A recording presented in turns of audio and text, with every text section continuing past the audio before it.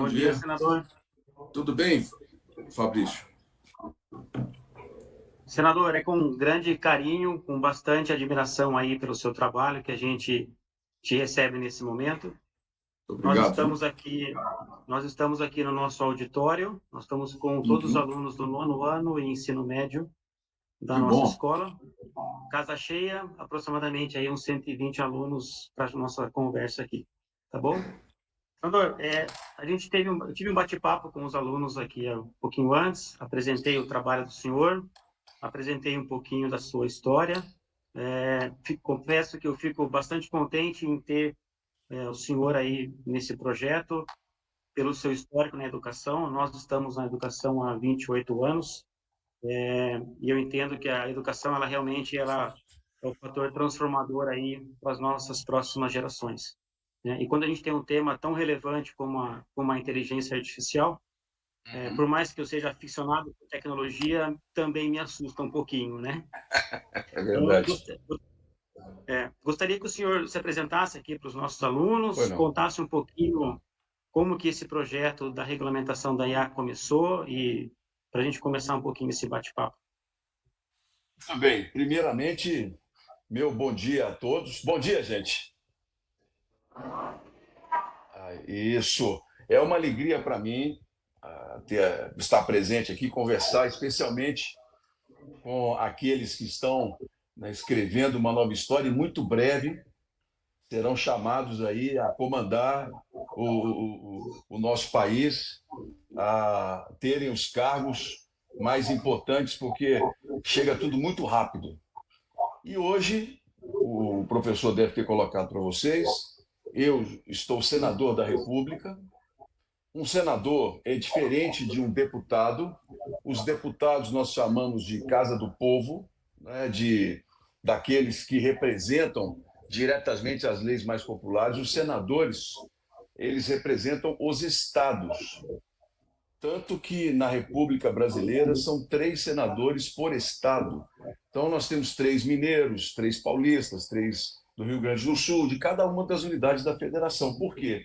Para que a gente possa manter o equilíbrio federativo. Isso foi a forma que se encontrou de manter um país tão grande quanto o nosso unido, para que determinadas regiões não quisessem se separar, não se sentindo representadas corretamente na decisão final.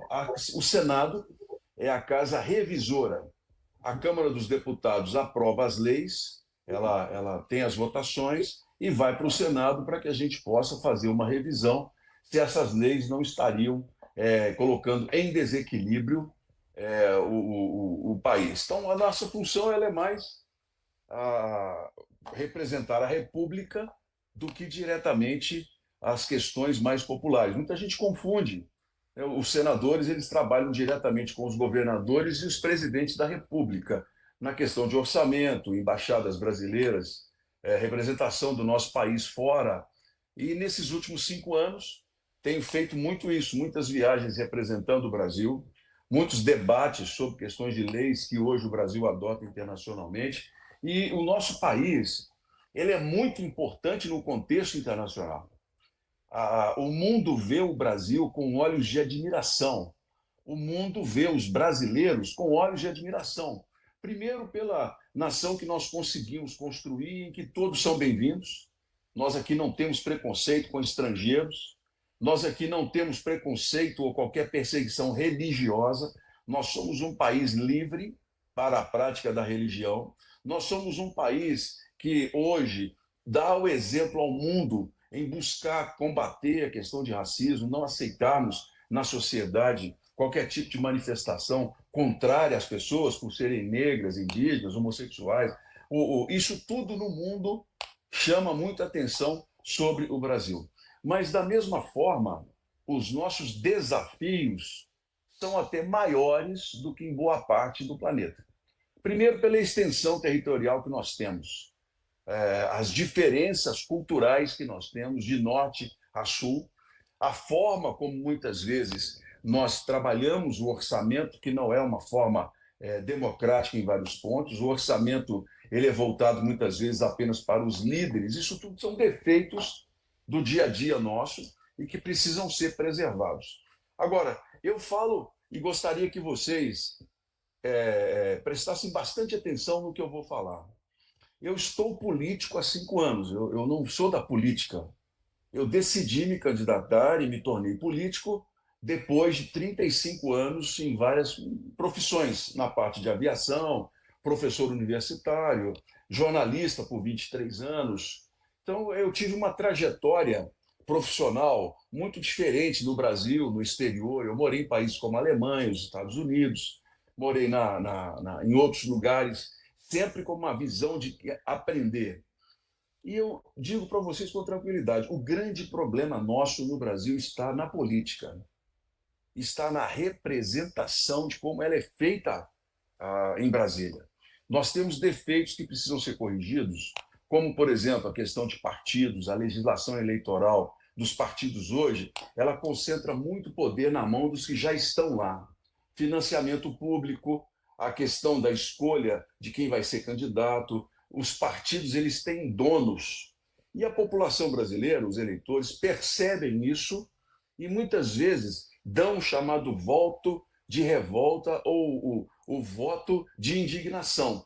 Quando isso acontece, eu observei agora, especialmente quando nós falamos em internet, campeões de audiência na internet, elege-se pessoas que não agregam absolutamente nada. São totalmente despreparados, pessoas que têm somente na internet o seu objetivo, que é falar do problema, mas não trazer soluções. Então a gente continua vivendo o mesmo problema em relação à baixa representação da população, e isso só vai ser corrigido à medida que jovens como vocês, que se mobilizarem em torno de entender que quem ganha um cargo eletivo fica 4 anos, ou no meu caso, 8 anos, tomando decisões. Muitos aqui devem ter votado na última eleição com 16 anos de idade. Se não votaram, aqui deveriam ter votado. Já deveriam ter feito uma opção para poder entender, porque é esse voto que faz com que a gente leve para lá pessoas que tenham mais consciência e estejam dispostos a mudar a situação do Brasil. Ah, mas senador, isso é uma coisa muito lenta, não adianta. Adianta. O político ele percebe claramente uma coisa: a insatisfação do eleitor. O parlamento, seja a Câmara dos Deputados ou o Senado, se move quando a população se manifesta com indignação. Aí as coisas começam a mudar. Mas enquanto houver ausência, infelizmente, nós vamos ter pessoas tomando decisões de acordo com os próprios interesses e não os interesses da nossa nação. Vamos falar, por exemplo, sobre a questão da educação, antes de entrarmos na questão da inteligência artificial, que é um tema muito paralelo ao que nós vamos conversar aqui e que o Brasil precisa ter uma legislação, e eu vou tentar explicar para vocês por quê. A educação ela está diretamente ligada à nova riqueza que o mundo está gerando. Olha, eu tenho 61 anos. Quando o meu avô era vivo, a riqueza do tempo do meu avô, ali nos anos 50 e 60, era outra. Era uma riqueza de quem caminhava para a indústria, quem caminhava para o comércio, já não era mais fazenda, já não era mais o agro daquele modelo antigo brasileiro. Hoje nós temos um agro que é totalmente diferente. Um agro do café, um agro da produção de grãos, que é um agro de altíssimo nível, concentrado na mão de profissionais e de grupos maiores. Mas no tempo da geração do meu avô, já não era mais o agro como antigamente. Na geração do meu pai, muito diferente, já era a geração dos serviços, do crescimento industrial, da engenharia daquele momento. E no meu bisavô, que foi uma pessoa muito rica, um homem, um juiz de direito, uma pessoa que tinha, já era uma outra visão. Então, a cada geração, a riqueza muda de modelo e de mãos. No caso de vocês hoje, a riqueza que o mundo está gerando, ela é uma riqueza digital. Ela já não é somente uma riqueza material da indústria, da mão de obra, né? De um Brasil que, nos anos 80, milhares de pessoas semi-analfabetas vieram para as cidades buscar trabalho, buscar qualificação. A riqueza hoje do mundo de vocês é uma riqueza do acúmulo de conhecimento, da linguagem. Vocês obrigatoriamente têm que dominar muito bem o inglês. É preciso uma segunda língua Para quê? Para que vocês possam fazer com que os negócios que vocês hoje têm, às vezes até de família, muitos aqui podem ser a sucessão de pais que já têm negócios muito bem sucedidos ou avós. Para que vocês sejam uma sucessão bem sucedida, vocês têm que abrir o horizonte dos negócios para a nova economia do mundo, que é a economia digital, a economia internacional. Um exemplo aqui, vou fazer aqui um exemplo claro. Por exemplo, eu que sou do agro, que gosto do agronegócio, cada dia vai ficar mais difícil exportar carne, por exemplo, que é o meu caso, produção de carne, para países que estão exigindo rastreamento do gado, estão exigindo preservação de matas, estão exigindo a água controlada, estão exigindo cada vez menos agrotóxicos e remédios. O mercado vai ficando muito mais aberto, mas também muito mais exigente. Então, a educação, ela proporciona a vocês e aos outros adolescentes brasileiros essa possibilidade de conhecer a nova riqueza. Eu vou citar para vocês uma visita que eu fiz à China. Fui convidado pelo governo chinês. Eles sabem das minhas críticas à forma como o país tem, e eles me convidaram para conhecer a China. Eu fui até uma cidade chamada Xangai, que é uma província gigante, muito maior do que Minas Gerais, uma província que tem, né, milhões e milhões de habitantes só na capital, que é Xangai também. Eu visitei uma fábrica onde somente robôs trabalham na montagem de veículos. Só os robôs. Uma cena que eu assisti nos filmes de ficção científica quando eu tinha a idade de vocês. 16, 17, 15 anos, a gente via os filmes e falava assim, isso aí é ficção científica.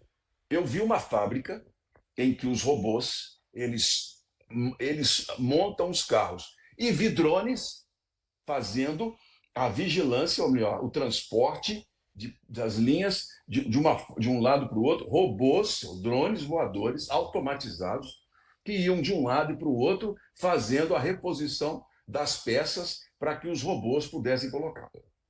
Eu estava ali diante da nova economia do mundo, em que a mão de obra não era mais como a gente vê no Brasil, naquelas cenas, as pessoas apertando parafusos. Isso mudou. Hoje, quem vai gerir uma fábrica de automóveis vai gerir uma fábrica de robôs. E quem estava comandando os robôs? Adolescentes como vocês, de 17, 18 anos, 16 anos de idade, saídos das escolas públicas, contratados das escolas públicas para poder, nos computadores, fazerem o controle daquela fábrica. Então, a fábrica ela tem uma nova riqueza. Menos pessoas trabalhando, mas uma mão de obra altamente qualificada, juvenil, que sai de uma escola pública chinesa e já vai para o trabalho. Eu vi isso e isso vai dominar o mundo. Então, nós aqui no Brasil temos que começar a entender o que vai acontecer nas mudanças do mundo. Países como a Índia, por exemplo. A Índia é um país tão grande quanto o Brasil, vocês sabem disso, extensão territorial, mas é um país que tem problemas seríssimos de população, 1,3 bilhão de habitantes, tem um problema seríssimo religioso, que são as castas, pessoas que nascem para ser escravos, nascem para ser prostitutas, nascem para ser párias. A Índia tem essa visão de que o nascimento de uma pessoa traz toda uma carga de reencarnação. Isso é um negócio que torna uma sociedade muito desigual.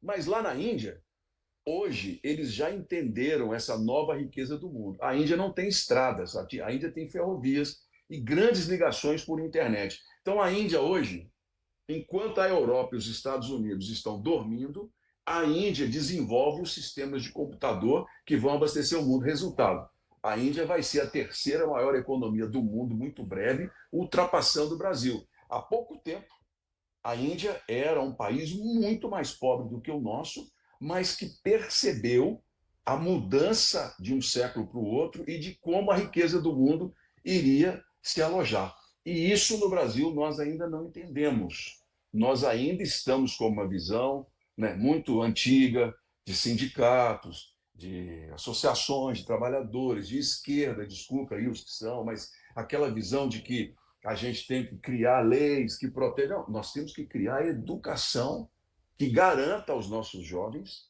a possibilidade de inserirem nessa nova visão do mundo, que é uma visão de economia digital e de inteligência artificial.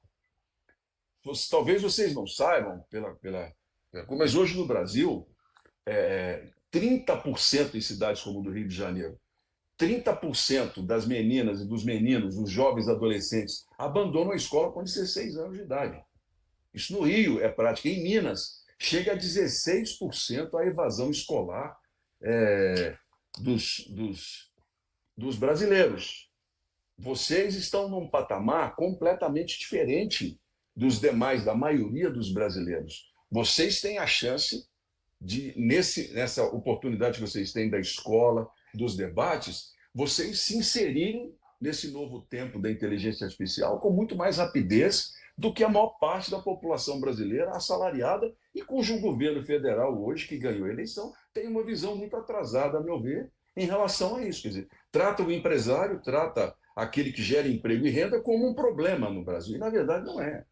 Quem quer gerar emprego, renda no Brasil com a nova economia tem que ser tratado como um empreendedor que merece o apoio. Mas não é assim. Eu já fui dono de empresa, cheguei a ter 32 empregados. Vocês, quando montarem as empresas de vocês, quando vocês forem gerir as empresas ou forem trabalhar como gestores, vocês vão entender o que eu estou falando. O Brasil, infelizmente, não trata o empreendedor como um parceiro, trata o empreendedor como uma espécie de exploração.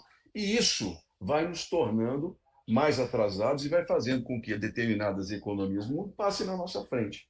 Aqui, Fabrício, acho que a gente pode entrar no tema da inteligência artificial já mais tranquilo, ou você tem uma outra programação aí? Não, perfeito, senador, perfeito. Eu gostei muito quando o senhor comenta sobre a riqueza digital. Nós estamos aqui com os alunos que estão ainda num processo de identificação das carreiras, né? Assim, ainda aflorando os dons, né? E as intenções para o futuro. Como que o senhor enxerga que a inteligência artificial ela pode moldar nesses nossos alunos daqui para frente? Sim. A gente tem algumas implicações que são muito positivas, né? Sobre a inteligência artificial, na entrega de resultados melhores, de trazer novos conhecimentos.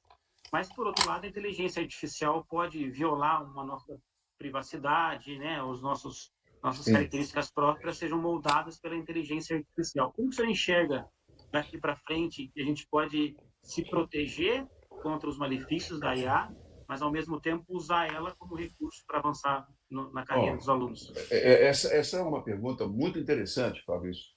E eu vou ser muito claro pelos 2 anos que eu tenho estudado esse assunto no Senado como presidente da comissão. Não há profissão hoje na face da Terra que não seja atingida de alguma coisa de alguma forma pela inteligência artificial. Eu vou repetir: não há profissão hoje no mundo que não vá ser atingido pela inteligência artificial, ou em menor ou em maior escala. Vamos começar, por exemplo, do básico, né? Dos temas mais altos. Medicina. Nós temos hoje, já no mundo, robôs que auxiliam os médicos em cirurgias muito delicadas, onde a mão humana, muitas vezes, não tem o domínio suficiente. Né? Hoje, os robôs da medicina, de inteligência artificial, já fazem a leitura e, programados, ajudam os médicos nessas cirurgias. Isso é cada vez mais comum nas cirurgias mais delicadas. A medicina, inclusive, foi uma das primeiras a utilizar a questão da inteligência artificial, dos primeiros programas que surgiram. Vamos falar, por exemplo, e aí a gente vem das especificações. Então, do médico, são profissões especialistas. Vamos falar dos advogados. Hoje, por exemplo, petições já podem ser feitas diretamente por meio da inteligência artificial, desde que você dê para ele os dados que você quer. Da mesma maneira que os meninos adolescentes lá na China comandam os robôs para eles montarem os carros que está desenhado. Pega um café para mim, um cafezinho para mim lá. Gestão e um copo d'água aqui, por favor. Estão desenhados lá, vamos montar tal carro. Esse daqui. Então, vai no computador e ali os robôs já saem com a determinação de fazer tudo aquilo. A mesma coisa vai acontecer com advogados, que hoje, por exemplo, continuarão necessários, porque a cabeça pensante, mas o trabalho do advogado, que antes era um trabalho muito mais manual em várias coisas, vai deixar de existir, porque ele terá computadores auxiliares a ele em relação a isso. Um bom exemplo para vocês, gente, por exemplo, essa mudança de tecnologia que eu vivi em minha vida. Por exemplo, eu, quando tinha 18 anos de idade, 17, eu tinha que me qualificar para um emprego. Então, a qualificação para um emprego naquele momento era máquina de escrever. Aquilo que vocês veem muitas vezes guardado em cima do armário lá da casa do avô, às vezes num cantinho do museu, né? Máquinas de escrever. Então, nós tínhamos que fazer um curso chamado datilografia, que era você sentar numa máquina e ficar repetindo o tempo todo com o dedo, para o seu cérebro se acostumar, e quando você fosse digitar um texto, você não precisar olhar mais para o teclado. Isso era, vamos dizer assim, a principal qualificação de um adolescente da minha época, saber datilografia. Hoje, vocês terão tecnologia em que vocês vão poder falar e o próprio computador já vai fazendo a digitação sozinho, de acordo com a sua fala. Então, essa mudança, isso veio para ficar e vai acompanhar a vida de vocês em qualquer profissão que vocês forem. Por exemplo, quem for do agro. Hoje, o principal instrumento do agro para aumentar a produtividade e, principalmente, ter controle sobre o processo produtivo é você ter, por exemplo, a internet 5G de altíssima qualidade, via satélite, e você ter os computadores que vão determinar a quantidade de pulverização, a quantidade de sementes, a profundidade do arado, dos cortes de pasto. Isso tudo é feito por computador. E as grandes máquinas vão começar a trabalhar sozinhas. Em boa parte do Brasil isso já acontece, por exemplo, no Triângulo Mineiro, que tem terras agricultáveis muito grandes, no Mato Grosso do Sul, em Belém do Pará. Já são empresas gigantescas cujo satélite e computadores é que dominam a produção. Isso já está presente no nosso dia a dia e vai intensificar. No Brasil, ainda está muito distante, mas, por exemplo, Estados Unidos, em outros, nós já temos motoristas, carros sem a presença humana.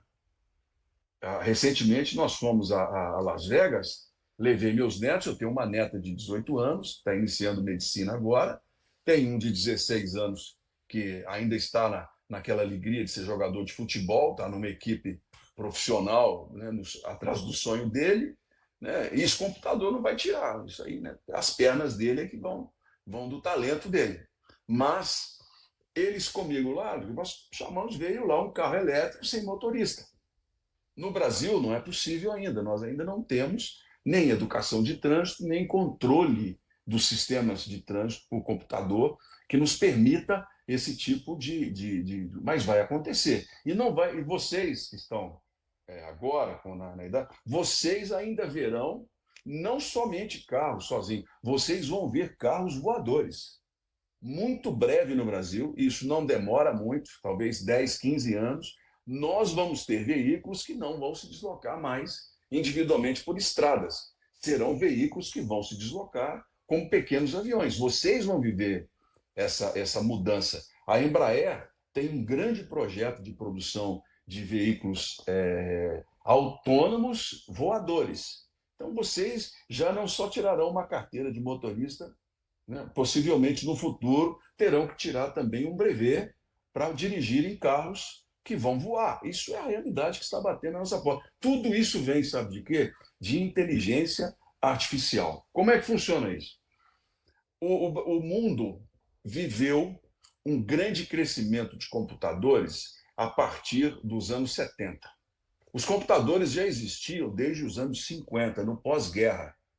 E isso veio fazendo com que as nações... Por que eles precisavam de grandes supercomputadores? Questão de defesa. Vocês talvez não saibam, mas as grandes mudanças na humanidade vieram por conflitos armados. A indústria farmacêutica, o desenvolvimento da penicilina, dos antibióticos, vieram das guerras. As nações precisavam diminuir os prejuízos com vidas humanas e as pesquisas foram direcionadas a isso. Os computadores não foram diferentes. Eles foram criados, em sua maioria, depois dos anos 50, na chamada Guerra Fria entre os Estados Unidos e a União Soviética, que hoje é somente uma parte Rússia e as outras ex-repúblicas.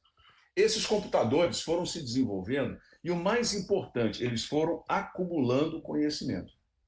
À medida que as gerações iam passando a cada 15 anos, o conhecimento de uma geração anterior já era utilizado para gerar um novo conhecimento. Só que isso ainda de uma maneira muito lenta, ainda de uma maneira muito primitiva, de supercomputadores, salas muito grandes e tudo. A partir dos anos 80, surge o computador de mesa, em que as pessoas já começam a colocar a sua experiência e o seu conhecimento profissional naqueles computadores. Nos anos 90, esse conhecimento, pela quantidade de memória, não consegue ficar mais somente nos computadores, começa a ser guardado nas chamadas nuvens. Lá nas nuvens, as empresas que utilizam esse conhecimento começam a guardar e a juntar todo um conhecimento do planeta dentro dos seus próprios sistemas. Esse conhecimento é que alimenta a chamada inteligência artificial. Então, à medida que quanto mais conhecimento você tem, mais velocidade você consegue processar, mais rápido os projetos são desenvolvidos e mais rapidamente os processos são substituídos e outros são desenvolvidos. E é algo que não vai parar mais. É algo que vem com muita rapidez e que vai fazer com que a humanidade seja diferente a cada 15 anos. E nós vamos ter mudanças expressivas a partir de agora. Por quê? Tudo guardado, tudo sendo utilizado de uma vez só e num processamento muito mais rápido que nós temos em relação ao futuro. Mas o que isso nos implica? Isso nos implica, aqui no Brasil, no nosso recorte, né, o nosso país, primeiramente, num choque de mão de obra. Nós temos 60% a 70% dos brasileiros, nossos compatriotas, que leem, mas não entendem o que leram. Nós, brasileiros, temos uma deficiência seríssima de formação educacional. Então, enquanto o mundo lá fora já está num desenvolvimento de inteligência em que os estudantes estão aprendendo a controlar essa inteligência artificial, aqui no Brasil, ela impacta diretamente na produção industrial, impacta diretamente na maioria das profissões, porque o nosso povo ainda tem um perfil de serviços, de mão de obra em prestação de serviços diferenciados, que mais cedo ou mais tarde vão ser substituídos por computadores. Isso vai gerar para nós um desafio muito grande. Qual é o futuro que nós teremos e os governos terão que pensar nisso, porque a função de um governo é garantir proteção à população dele. O governo tem a obrigação de prover recursos e proteger os mais idosos, proteger os órfãos. Isso é função de um governo. Serve para isso, para você equilibrar os diversos serviços. Mas nós também temos parte do país mão de obra que estará apta a isso. As escolas como a de vocês, por exemplo, têm que começar a oferecer as diversas linguagens de computador e de controle desses computadores como algo normal do dia a dia, que é o que vocês vão ser exigidos para poder dominar essa nova inteligência. Outro ponto que a gente se pergunta muito: a inteligência artificial, ela pode ser utilizada de maneira incorreta. Hoje, por exemplo, você tem a captação da sua voz, né? Isso já aconteceu comigo, captam a voz e criam áudios falsos. Você percebe que é um áudio falso porque ainda o computador tem aquela linguagem de máquina. Em alguns momentos, não é como nós que temos o sotaque, eu que sou mineiro, né? Vocês como nós temos a nossa forma de falar, que a nós é muito comum. Então, quem conhece fala assim, não, isso aí não sou eu que falei isso. Mas isso tem acontecido. A questão, por exemplo, dos direitos individuais, a divulgação de informações que são pertinentes somente a você, isso tudo, a inteligência artificial passa a ter acesso dependendo da forma como isso é colocado. E aqui eu entro na questão da legislação. O desafio de se fazer uma legislação sobre inteligência artificial é você criar uma legislação de princípios que defenda, primeiramente, o direito à privacidade das pessoas. O que é meu, privativo, o que é da minha vida particular, eu tenho direito de ter preservado e isso não pode ser divulgado. Já é um debate que foi feito na lei da internet, que é o Marco Civil, mas que na inteligência artificial agora precisa ganhar, né, um novo momento de discussão. A minha privacidade é minha privacidade. Não há de se fazer. E se houver a divulgação de qualquer um dos itens que eu entenda fui atingido na minha privacidade, nós temos que ter a quem recorrer.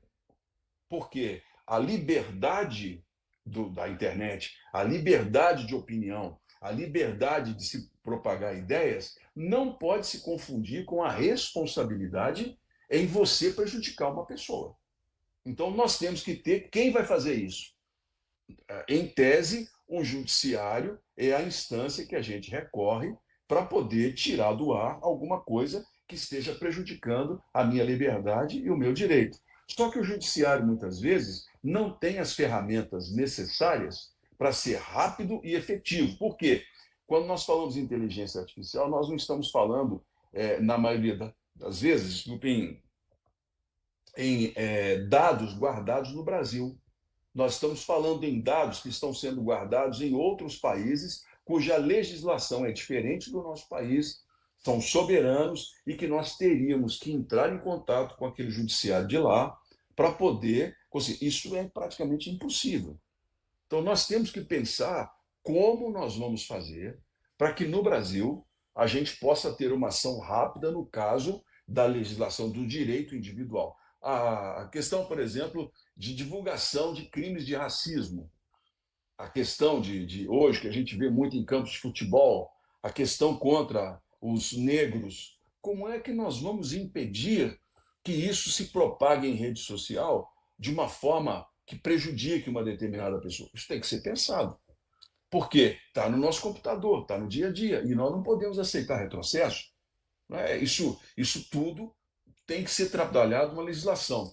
Então, tem que ser uma lei, e isso nós temos conversado muito, sobre princípios que ditem sobre a liberdade humana, o direito à privacidade, o combate ao preconceito, o respeito entre as pessoas, a preservação dos dados particulares. Tudo isso você tem que ser trabalhado com muita efetividade. Agora, a legislação não pode, em momento algum, querer tolher os direitos à liberdade de acesso à informação e de divulgação das suas ideias. Esse tem sido o debate no Brasil hoje em dia, que é o que eles chamam de lei de fake news, e que, infelizmente, na inteligência artificial acabou aparecendo porque tem lado que diz que está sendo cerceado, tem lado que diz que não, e a gente precisa de uma legislação que seja aceita por todos. Porque, entendam bem, vamos raciocinar aqui numa questão mais particular. Né? Você tem um vídeo lá seu e esse vídeo vaza, alguém consegue e começa a espalhar esse vídeo para todo lado.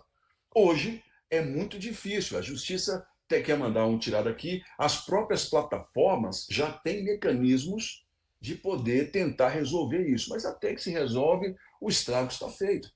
Porque todas as pessoas que convivem com você tiveram acesso, e aquilo é uma questão particular sua, é um problema seu, né? No seu dia a dia. Isso tudo faz parte desse contexto de nova rede social, de tempos de divulgação de informações que a gente precisa pensar. Informações falsas. Hoje, por exemplo, é um problema sério. Pessoas que vão para a rede trazer informações falsas. Né? Nós já temos pesquisas aí, o Brasil tem uma autoridade de proteção de dados, né, que investiga e tem acompanhado. Praticamente 7, 8 posts em cada 10 são notícias falsas ou que trazem dados falsos na internet. Isso faz com que haja na rede social uma grande confusão sobre determinados assuntos. E vocês devem ter visto, o Brasil entrou numa fase de discussão muito sobre vacina, sobre questões de tratamento, tudo isso baseado em informações que não são contextualizadas pela medicina. Esse aprendizado nós temos que trazer para uma nova legislação. Olha, nós temos que impedir o máximo que for possível propagação de notícia falsa ou que prejudique a qualquer grupo, minoria ou pessoas. Não é um desafio simples. A Europa tem uma legislação que foi colocada em prática e vão rever agora, porque ela se tornou demasiadamente restritiva. Os desenvolvedores de IA começaram a sair dos países e ir para outros lugares, porque a legislação começou a impor regras que impediam o desenvolvimento de determinadas ferramentas. No Brasil, recentemente, nós também perdemos a utilização de uma determinada ferramenta de internet, que a legislação brasileira obrigou a um determinado registro que a empresa, o desenvolvedor, entende como um segredo de produção que ela não quer divulgar para ninguém. E é um direito dela.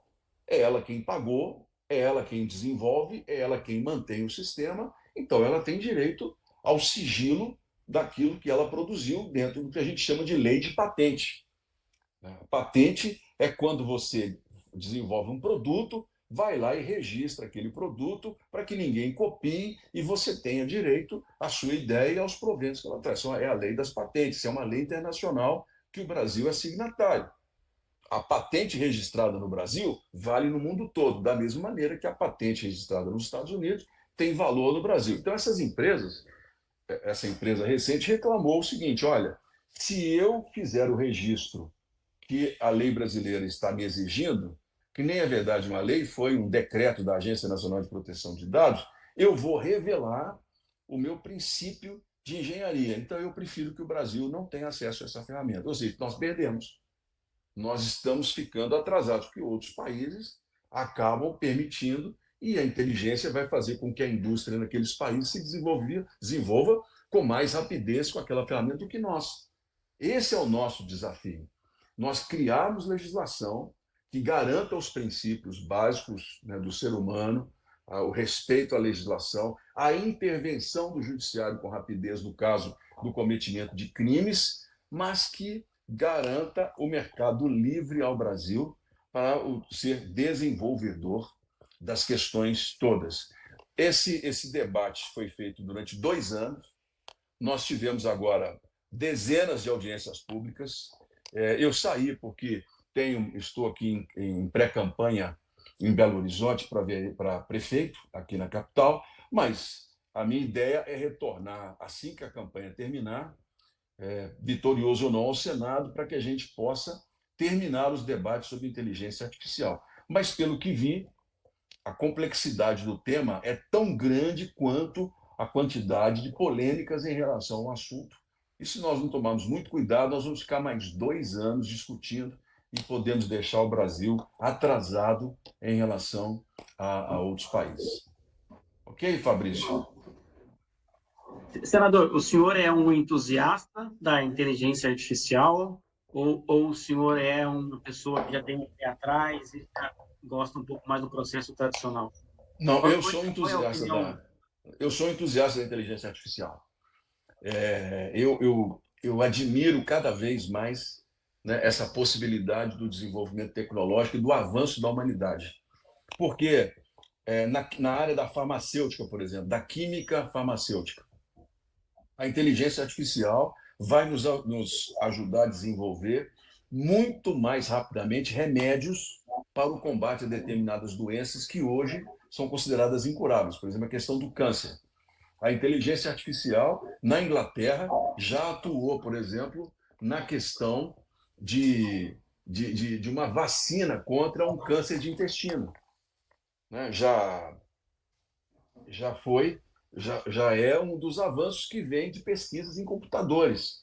Se essa vacina for efetivada, a humanidade já estará se livrando de um dos lados de uma doença que, infelizmente, é um flagelo para todos nós. Então, não há como nós fugirmos dessa tecnologia ao nosso dia a dia, a partir, especialmente, da geração dos alunos que estão me assistindo. É. Senador, o senhor comentou que o senhor tem uma neta de 18 anos e um de 16, né? Sim. É a faixa etária dos nossos alunos aqui na plateia. Eu Ah, gostaria que que o bom. senhor, fizesse o papel de avô Pois não. e fizesse as mesmas sugestões que o senhor passa para os seus netos com relação à IA, que o senhor também passasse para os nossos alunos aqui. Então, vamos agora tirar o senador Viana e vamos colocar o avô Viana para Eu, fazer algumas eu, sugestões. eu brinco com eles assim, eu não tenho cara de avô, não, eu tenho cara de bisavô, né?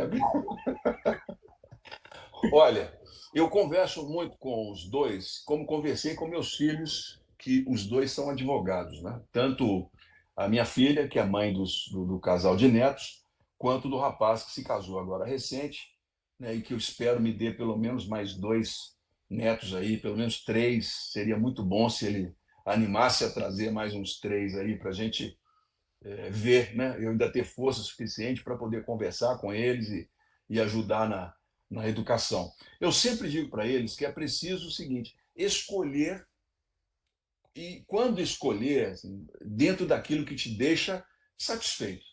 Olha, eu gosto do agro, eu gosto de plantar café e é o que eu gosto, acho bonito. Então seja um grande plantador de café, estude para isso e se torne um profissional nessa área, com a visão de que a produção de café hoje é uma das mais requisitadas no mundo, cafés de qualidade para exportação.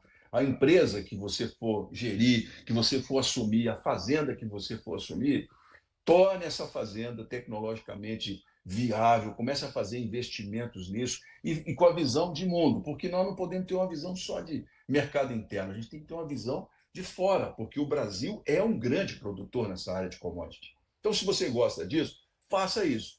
Não, eu gosto de ser médico. Então, vá para a medicina, seja um bom médico, se prepare em várias áreas. Eu quero ser advogado, eu quero ser um engenheiro. Então, escolha a sua área. Eu não quero ser nada, eu quero ser um empresário que vá gerir aí caminhões, que vá alugar uma frota. Eu quero ser uma pessoa que tem liberdade de sair, viajar, que eu gosto de estar viajando o mundo. Então, vá, escolham. Mas quando vocês escolherem, sabe, acumulem conhecimento na área que vocês vão trabalhar. Meus dois netos, por exemplo, hoje já dominam muito bem o inglês, mas estou insistindo para que eles tenham um patamar acima, né, de que vão para os Estados Unidos ficar lá. Eu espero, se depender de mim, antes de começarem os cursos superiores, né, de darem sequência, vão fazer um ano pelo menos fora de línguas, porque a gente precisa entender que o mundo precisa nos entender, não adianta nada. E nós brasileiros temos muita dificuldade com o inglês, muita. É preciso que a gente quebre esse padrão. Os indianos que eu citei, por exemplo, já têm o inglês e a língua do estado deles e a língua nacional indiana como três idiomas. Eu visitei agora recentemente a ilha aqui de Curaçao. Fui lá fazer uma visita oficial à Ilha do Caribe. Os alunos em Curaçao, eles estudam o holandês, o inglês, o espanhol e o papeamento, que é a língua deles lá, natural de Curaçao. Os meninos e meninas já saem, e de lá eles já têm as universidades na Holanda que os recebem com o diploma que eles conseguiram. Então, o mundo está aberto para eles. Então, hoje, vocês estão em Monte Sião, que é uma cidade muito querida, uma cidade que se desenvolve cada vez mais, mas vocês precisam sair daí, irem lá fora, conhecer lá fora o que está acontecendo, tirem um ano da vida de vocês para vocês conhecerem, fazerem um curso de inglês muito bem feito fora, aqueles que têm. E não é questão de ser rico ou ser pobre, não, que há várias oportunidades. Aqueles que não têm família com condição financeira podem buscar, por exemplo, os intercâmbios do Lions, do Rotary, que são associações que existem nas cidades e que têm intercâmbios gratuitos para poder entender. Ah, mas, Carlos Viana, eu não tenho condição de ir porque meus pais, infelizmente, têm. Então, vai para o inglês à noite. Vai à noite para o computador. Né? Como que vocês acham que eu aprendi a falar inglês, dominar um pouco de alemão e espanhol? Não foi porque meus pais me deram condição, não. Eu comecei com o inglês praticamente aprendendo comigo mesmo, estudando. E eu tenho dificuldade. Eu preciso melhorar o meu inglês, porque eu lido com gente do mundo todo numa área que eu adoro, que é a aviação, e que eu sou especialista, eu ajudo, eu sou consultor nessa área aqui no Brasil, fora da política. Então, o meu inglês ainda precisa melhorar muito. Mas meus netos já não têm essa dificuldade. Minha filha já não tem essa dificuldade. Nem meu filho. Eles já estão aptos a dar sequência no trabalho muito melhor do que eu estou levando. Então, a minha palavra para vocês é o seguinte: sejam o que vocês entenderem que é melhor. Olha, eu gosto é de teatro, então seja um bom ator, vá ser um bom artista e se identifique melhor e se prepare em relação a isso. Porque a gente tem que fazer o que a gente. Porque às vezes, por exemplo, eu conheço médicos que hoje são grandes chefes de cozinha. Vocês devem ter exemplos. O pai queria que ele fosse médico, ele foi médico até entregar o diploma para o pai e falou assim: bem, aqui, ó, o diploma que o senhor me pediu está aqui, eu agora quero ser chefe de cozinha. Tem grandes restaurantes, ficou muito rico com grandes restaurantes. Então, é uma questão de você fazer bem aquilo que você gosta de fazer, mas focado, né? Cada um entender, dos 120 que estão aí, todos têm uma digital diferente, ninguém tem uma digital igual. Deus fez cada um com uma característica, trouxe cada um de vocês com um dom e que vocês vão procurar desenvolver. As próprias notas já são um indicativo. Notas melhores em matemática, notas melhores em humanas, notas melhores em áreas de. É uma questão de respeitar a vocação para você. Olha, eu quero ser professor. Ótimo. O Brasil precisa muito de bons professores, aqueles que se especializem em serem mestres em sala de aula. E vai pagar bem os professores, porque nós vamos ter cada dia mais dificuldade em encontrar quem esteja disposto, como o jovem Fabrício que eu estou vendo aqui, a ir para frente de uma sala de aula, enfrentar turmas que são cada vez mais exigentes e, em certos momentos, mais indisciplinadas, porque hoje o conhecimento ele é tão rápido que é difícil você manter uma criança e um adolescente numa cadeira com um livro, sendo que desde criança eles acostumaram com isso aqui, ó, um mini computador de inteligência artificial. O cérebro de vocês já não é como o meu cérebro, que cresceu no A mais A, B, A, C, A. Não, vocês não. Vocês, o cérebro de vocês já cresceu numa rapidez de informações muito grande. Então, vocês querem informações mais rápidas, mais dinâmicas e mais desafiadoras. Esse é um desafio para as escolas. Como as escolas vão poder acompanhar esse raciocínio cada vez mais rápido das turmas que trabalham meio que como computadores. Perfeito. A gente vive isso diariamente, né, senador? A gente tem as gerações, desde a nossa escola, ela tem 470 alunos, do infantil ao ensino médio, e a gente vivencia essa dependência hoje das crianças de 2, 3 aninhos que Sim. chegam na escola com o celular, não querem liberar o celular para o pai, enfim, é um desafio aí bem, bem complicado para a gente. A gente Né? vê o bebê no colo da mãe e do pai hoje em dia já com o celular. Como é que nós vamos ter que entender que esse mundo ele virá os painéis de carros hoje, né? Os painéis de carro elétricos que já vêm, todos já são painéis espelhados no retrovisor. Né? Você já tem uma série de instrumentos na sua visão, no seu campo de visão, exatamente como os jogos de videogame, que É, eles estão acostumados. Isso é parte da realidade deles e que virá com muita força daqui para frente. Agora, tem que estar preparado, porque quem não estiver capaz de entender essa linguagem, quem não estiver capaz de se inserir nesse mundo, seja profissional de qualquer área, vai ficar excluído. Não, não, não vai ter jeito. A nova riqueza do mundo, a nova economia que o mundo se desenvolve, ela está num acúmulo de conhecimento digital. Nós vamos ter as commodities, a produção de comida, porque isso aí não vai mudar nunca. Né? Você tem que ter gente que produz comida. Mas você vai ter nas outras profissões cada vez mais a influência dos sistemas de computador. E eu que estou senador, que trabalho a legislação brasileira, vamos ter que entender isso. Como fazer uma legislação que garanta os direitos das pessoas, mas que permita o desenvolvimento de novos sistemas. sim, perfeito. Senador, a gente já passou um pouquinho, né, da meia hora que a É, gente tinha do senhor.